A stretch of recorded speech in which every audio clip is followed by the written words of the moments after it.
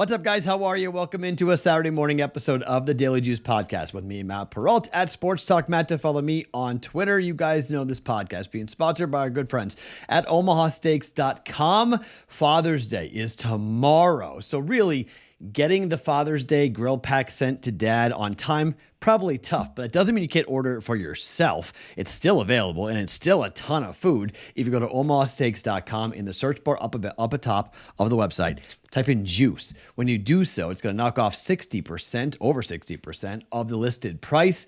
It is a ton of food for $100 and 8 free Omaha steak burgers come with when you use that code JUICE at OmahaSteaks.com. Top right-hand corner in the search bar, type in juice to activate the savings at OmahaSteaks.com. All right, so a 2-1 day yesterday on the picks, 3-1 overall because we got the minus 140 bet because Justin Thomas exploded in round 2, but Jordan Spieth didn't play well. Jordan Spieth missed the cut, but hopefully your book honored that. Most books will give you whatever they finish in terms of their pecking order. My book did. So we get that right for 1 unit. We go 2-0 in baseball, which is a minor miracle. And then golf, unfortunately, we gave back a unit. We had a plus 110. That ROM bet actually closed minus 110, had about 20 cents of value there, but John Rahm really played poorly in the back 9 yesterday. He makes the cut, but barely on the number. He made the cut. He shoots, I think, a 73, 3 over par, so 2 over for the tournament, and he winds up making it right on the cut line, so we got that wrong. So 2 units up yesterday. That's good. That puts us into a pretty nice spot here on a Saturday, heading into the final 2 days of the week for a chance to have a winning week. So I've got 2 baseball plays and a college baseball play as well. So really 3 baseball plays going here on a Saturday. I'm going to stick with the first 5s and the totals in the first 5s.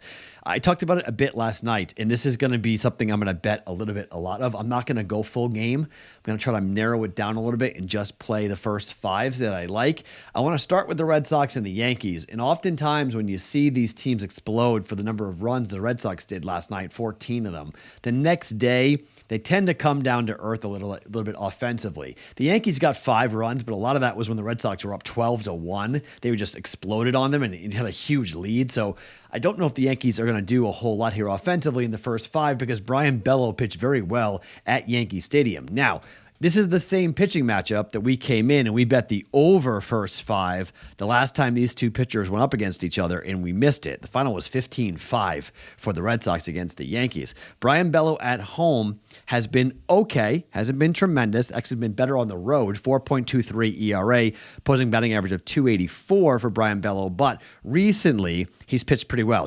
Get 3 earned runs given up in 6 innings against the Rays, but in the start at home before that against the Reds, 4 innings, 1 earned run. Against Seattle, 5 innings, 1 earned run for Brian Bello. Now, the guy he's facing has been statistically a little bit of a wonky bet because on paper, when you start to really analyze the way that Schmidt's pitched, you're kind of like, all right, you really want to back this guy? But he's pitched very well recently. And you start going, okay, Clark Schmidt is 2-6 with a 4.7 ERA. You're like, ooh, that's not great. However, you look at what he's done recently against these very Red Sox, 5 1/3, 1 earned run.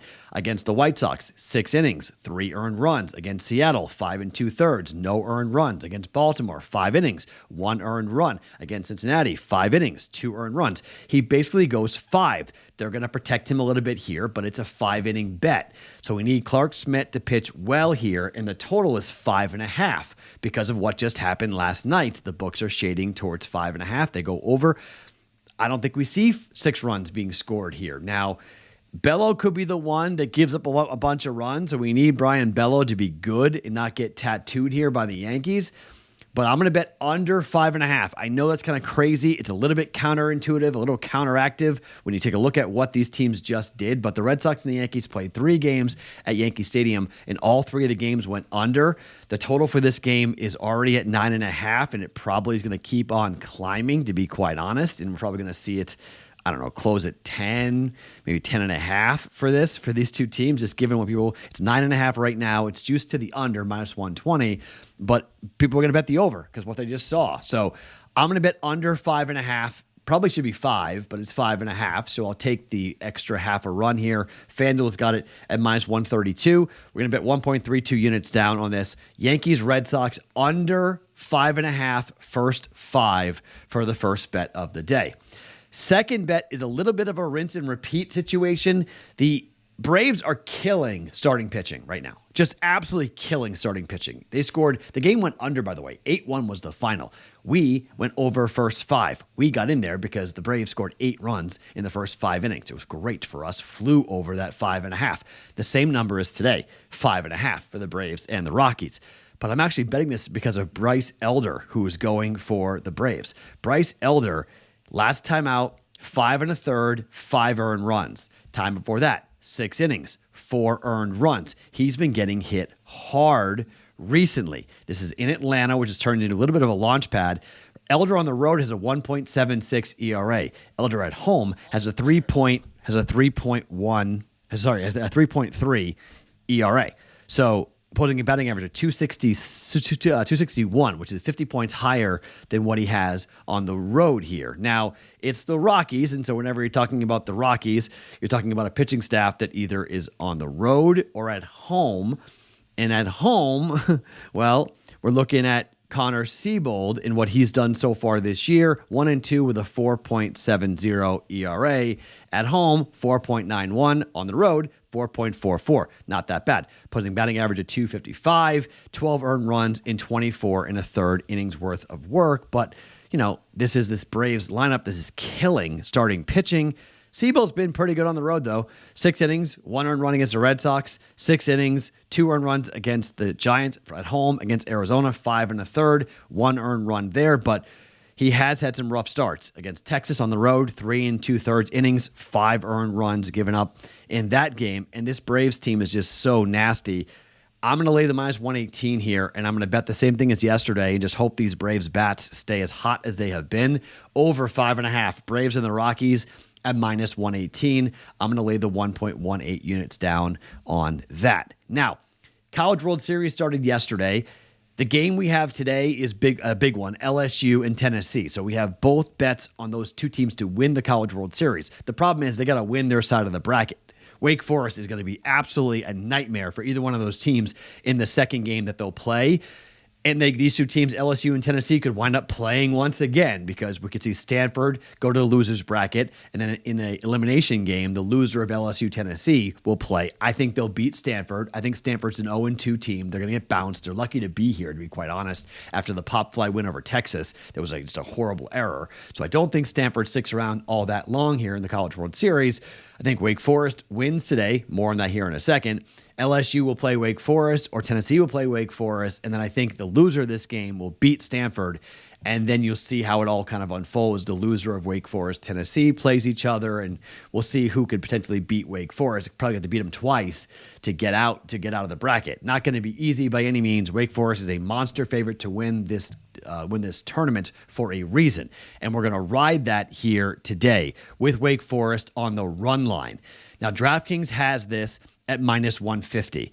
They've got their full complement of arms, Wake Forest does. And like I mentioned, I don't think Stanford really deserves to be here given what happened in the Super Regional against Texas. Sure, they're playing with house money, but this Wake Forest team is just absolutely nasty. The total is 10.5. That's too high, although I do lean towards the over in this game.